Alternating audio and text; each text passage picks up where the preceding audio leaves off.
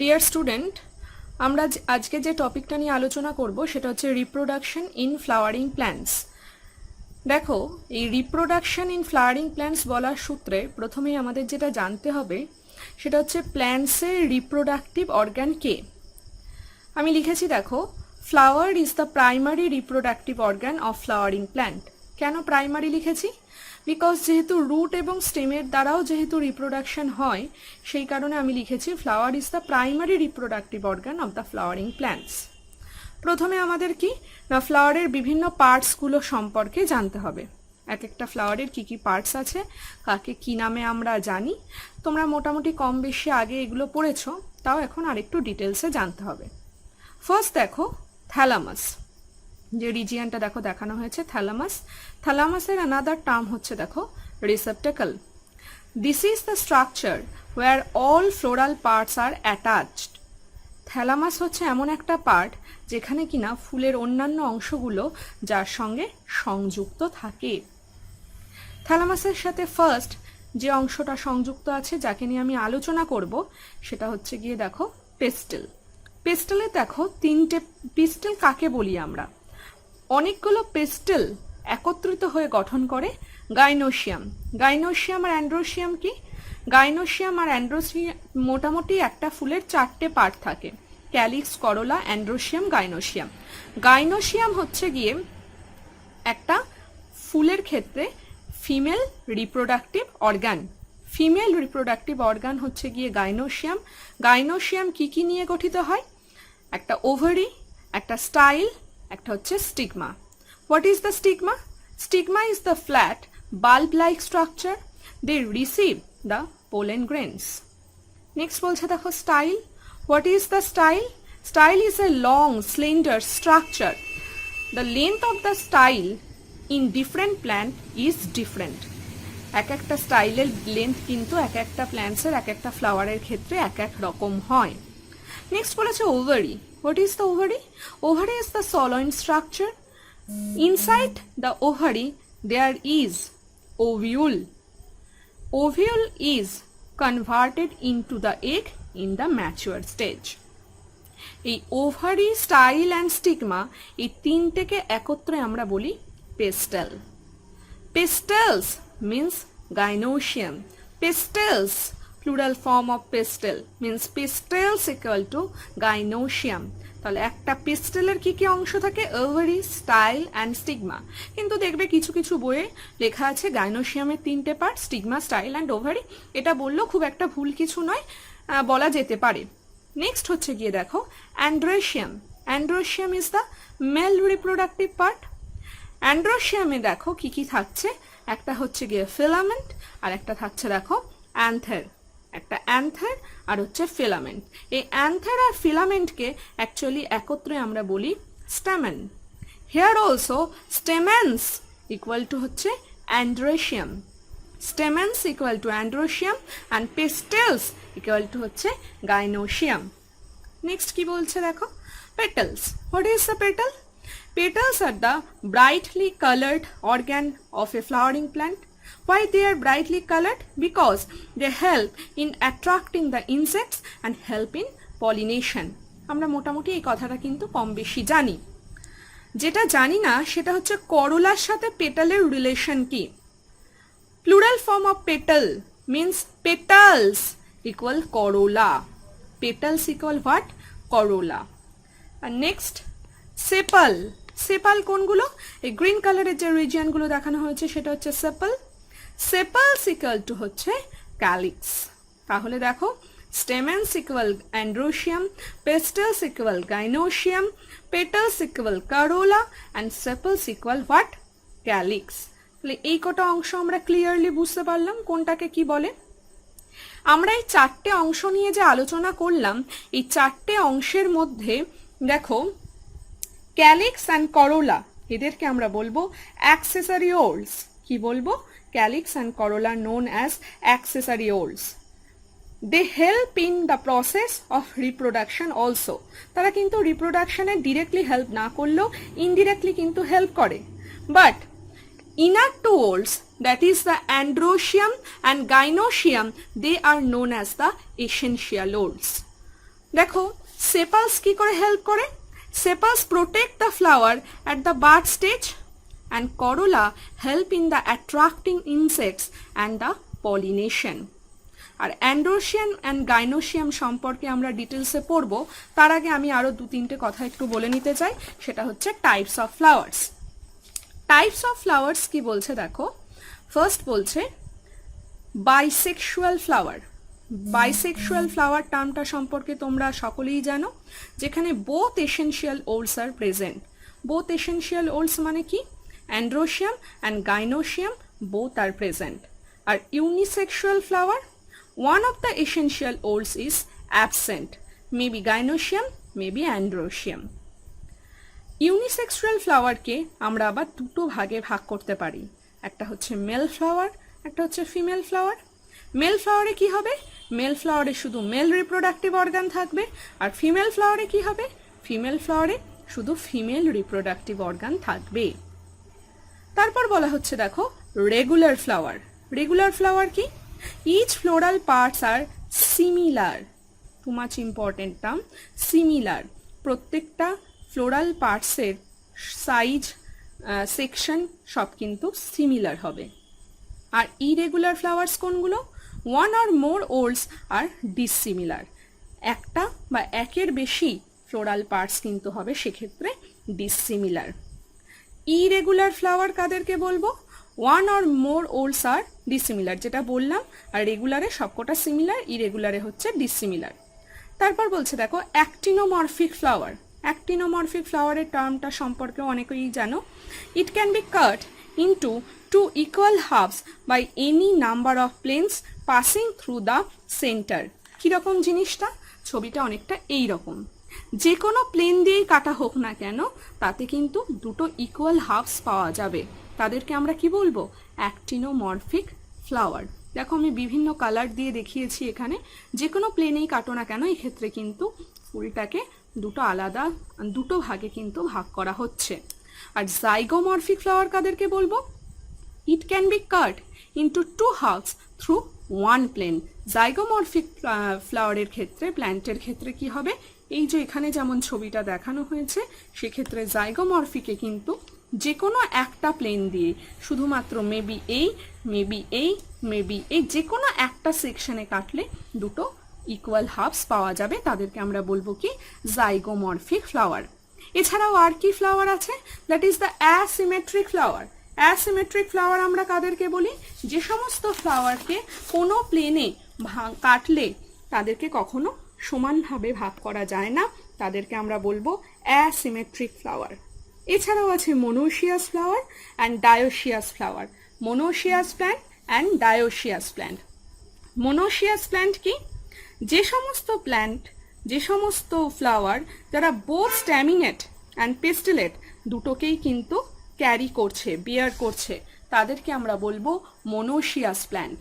আর যারা ডায়োসিয়াস হচ্ছে মেবি স্ট্যামিনেট আর maybe পেস্টিলেট flower, তাদেরকে আমরা বলবো ডায়োসিয়াস প্ল্যান্ট।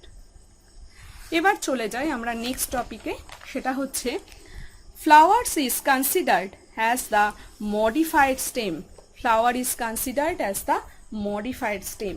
কেন একটা ফ্লাওয়ারকে মডিফাইড স্টেম বলা হয়, দেখো আমি এখানে একটা ডায়াগ্রাম করেছি, এটা একটা দেখে নিশ্চয়ই বুঝতে পারছো, এটা হচ্ছে একটা স্টেম। এই পার্টগুলো হচ্ছে এক একটা নোটস, দুটো নোটসের মাঝে রয়েছে দেখো ইন্টারনোটস, এই মাথার উপর একদম রয়েছে দেখো এপিক্যাল মেরিস্টেম। দেখো এই যে নোটস অ্যান্ড ইন্টারনোটস যেগুলো আমি লিখেছি, প্রত্যেকটা নোটস থেকে দেখো এক একটা করে কিন্তু ওল্ডস, ফ্লাওয়ারের এক একটা ওল্ডস ফরমেশন হয়েছে। এটা দেখো গাইনোশিয়াম, দেখো অ্যান্ড্রোশিয়াম, পেটাল, সেপাল এটসেট্রা। তার মানে এক একটা নোট থেকে এক একটা ওল্ডসের ফর্মেশন হয়েছে। যদি এই যে স্টেমটাকে ওপর থেকে যদি কম্প্রেসড করা হয়, যদি চেপে দেওয়া হয় ওপর থেকে, তাহলে দেখো এই স্ট্রাকচারটা ঠিক এইরকম একটা স্ট্রাকচার এসে দাঁড়াবে, যে স্ট্রাকচারটা আমরা ফ্লাওয়ারের স্ট্রাকচার দেখলাম। After the modification the stem will be converted into the flower, then flower is considered as the modified stem বলা যেতেই পারে। তাহলে কেন বলা যাবে? কারণ একটা স্টেমের এক একটা নোডস থেকে এক একটা কিন্তু ফ্লোরাল ওলস তৈরি হয়েছে, এবং তাদেরকে যদি কম্প্রেসড করা হয় তাহলে দেখা যাবে যে এইটা থ্যালামাস ফর্মেশন হয়েছে, এবং এখান থেকে কিন্তু এক একটা নোডস থেকে কিন্তু এক একটা ফ্লোরাল পার্টস তৈরি হয়েছে। তাই ফ্লাওয়ারকে কিন্তু আমরা পরিবর্তিত কাণ্ড বা মডিফাইড স্টেম বলে থাকি। এরপর প্রথম আমরা যে টপিকটা নিয়ে আলোচনা করব according to our syllabus, that is the stamen. দেখো স্টেমেন, আমি অলরেডি আগেই বলে এসেছি স্টেমেনের কিন্তু দুটি পার্ট, একটা হচ্ছে অ্যান্থের আর একটা হচ্ছে গিয়ে কি ফিলামেন্ট। কি বললাম? অ্যান্থের আর ফিলামেন্ট। আমি এখানে দেখো একটা ডায়াগ্রাম ড্র করেছি।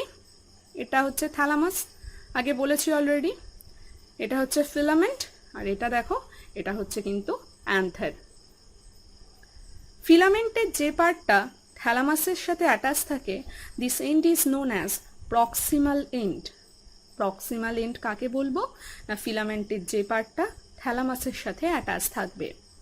আর দেখো ফিলামেন্টের যে অংশটা অ্যান্থারের সাথে অ্যাটাচ আছে, that is known as distal end. তাকে আমরা কি বলবো? ডিস্টাল এন্ড বা দূরবর্তী প্রান্ত।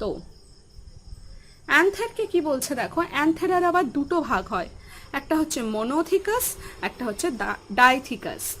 মোনোথিকাস মানে mono means one, with one lobe. Dithecous means with two lobe. Here theca means lobe.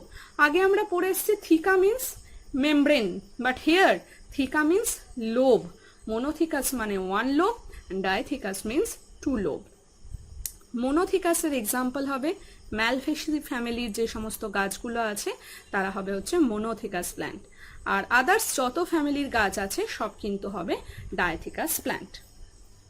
এবার দেখো এখানে একটা অ্যান্থেরের একটা স্ট্রাকচার ড্র করা হয়েছে।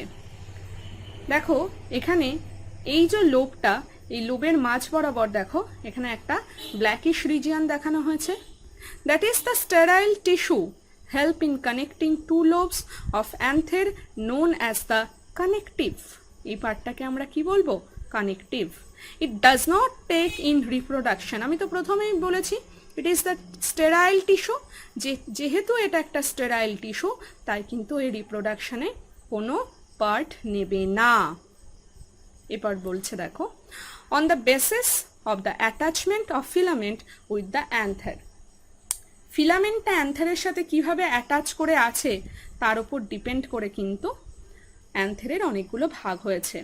ফার্স্ট দেখো অ্যান্থারের ঠিক বেসাল পার্ট থেকে অ্যাটাচ আছে filament, so this type of anther is known as basifixed. Next দেখো অ্যান্থারের ঠিক ডরসাল পার্টের সাথে অ্যাটাচ আছে হচ্ছে filament, so that is known as dorsifixed. Next তারপর দেখো অ্যান্থেরের দেখো along the anther lobe the filament is connected, so that is known as adnate type, adnate. Next কি বলছে দেখো, ভার্সেটাইল। দেখো এখানে ডায়াগ্রামটা কিরকম, here anther is dangling anther মানে কি? দোদুল্যমান। দোদুল্যমান মানে কি? যদি হাওয়া দেয় তাহলে সেক্ষেত্রে কিন্তু অ্যান্থারটা কিন্তু নড়বে। Here the versatile anther is the characteristics features of the anemophilous plant. Anemophilous plant মানে হচ্ছে এই ধরনের প্ল্যান্টটাকে আমরা বলছি উইন্ড পলিনেটিং প্ল্যান্ট, যাকে আমরা বলি অ্যানিমোফিলাস প্ল্যান্ট। সেক্ষেত্রে কিন্তু এই ভার্সেটাইল যে অ্যান্থারটা আছে এটা কিন্তু হচ্ছে এই অ্যানিমোফিলাস প্ল্যান্টের একটা মানে ভীষণ বড় একটা ক্যারেক্টারিস্টিক্স, যে এদের ক্ষেত্রে কিন্তু এই ড্যাংলিং অ্যান্থার দেখা যাবে।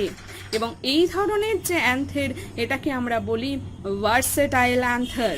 Hair the anemophilous plant is too much important in the vital characteristics with the versatile anther, কারণ যখন হাওয়া দেবে তখন হাওয়া দেওয়ার সাথে সাথে অ্যান্থারটা মুভ করবে, আর অ্যান্থার যত মুভ করবে তত তার পোলেন গ্রেনসগুলো কি হবে? চারিদিকে ছড়িয়ে পড়বে। সো অ্যানিমোফিলাস প্ল্যান্টের জন্য কিন্তু ভার্সেটাইল অ্যান্থারটা ভীষণ ইম্পর্টেন্ট, ড্যাংলিং অ্যান্থের। নেক্সট বলছে দেখো, if we transversely section of the anther lobes, যদি আমরা অ্যান্থের লোবটাকে ট্রান্সভার্সলি সেকশন করি তাহলে আমরা সেক্ষেত্রে কি পাবো। দেখো, অ্যান্থের লোবটাকে ট্রান্সভার্সলি সেকশন করলে ঠিক এই ধরনের ছবি পাওয়া যাবে। দেখেছো? এখানে দেখো আমি ওপরে লিখেছি, দেখতে পাচ্ছ আশা করি, ফার্স্ট লোব, তারপর লেখা আছে সেকেন্ড লোব। দেখেছো? দেখো connective, that is the sterile tissue, connective, দেখতে পেয়েছো? এখানে দেখো আমি 4খানা চেম্বার করেছি। অ্যান্থেরের মধ্যে লোব থাকে কিন্তু 2টো, ভালো করে বুঝবে, অ্যান্থেরের মধ্যে কিন্তু লোব থাকে 2টো। কোন ধরনের অ্যান্থেরে? Obviously in ডাইথিকাস অ্যান্থের। আমি আগেই বলে দিয়েছি, hair theca means lobe, so ডাইথিকাস, die means 2, থিকা means lobe, ডাইথিকাস মানে হচ্ছে 2 লোব অ্যান্থের। তার মানে ডাইথিকাস অ্যান্থেরের ক্ষেত্রে কিন্তু 2খানা লোব থাকছে। এবার কি বলছে দেখো, এই 2টো লোবের মধ্যে ভালো করে দেখবে, 2টো লোবের মধ্যে কিন্তু 1টা 2টো 3টে 4টে 4খানা কিন্তু দেখো থাকছে স্যাক, 4খানা স্যাক থাকছে। এই স্যাকগুলোকে at the young stage it is known as microsporangia. এই স্যাকগুলোর নাম হচ্ছে মাইক্রোস্পোরাঞ্জিয়া at the early stage. After the development, it is known as pollen sac. ডেভেলপমেন্টের পর এদেরকে আমরা কি নামে চিনি? pollen sac. তাহলে আমরা কি জানলাম এতক্ষণ ধরে? Each lobe or each theca has the 2 microsporangia. ভালো করে দেখো, এটা যদি ফার্স্ট লোব হয় তার মানে এর 2খানা মাইক্রোস্পোরাঞ্জিয়া আছে আর 2খানা পোলেন স্যাক আছে। আর এ যদি সেকেন্ড লোব হয়, এরও দেখো 2খানা মাইক্রোস্পোরাঞ্জিয়া আছে আর 2খানা পোলেন স্যাক আছে। তার মানে একটা ডাইথিকাস অ্যান্থেরের ক্ষেত্রে টোটাল 2টো লোব থাকবে এবং 4খানা মাইক্রোস্পোরাঞ্জিয়া থাকবে।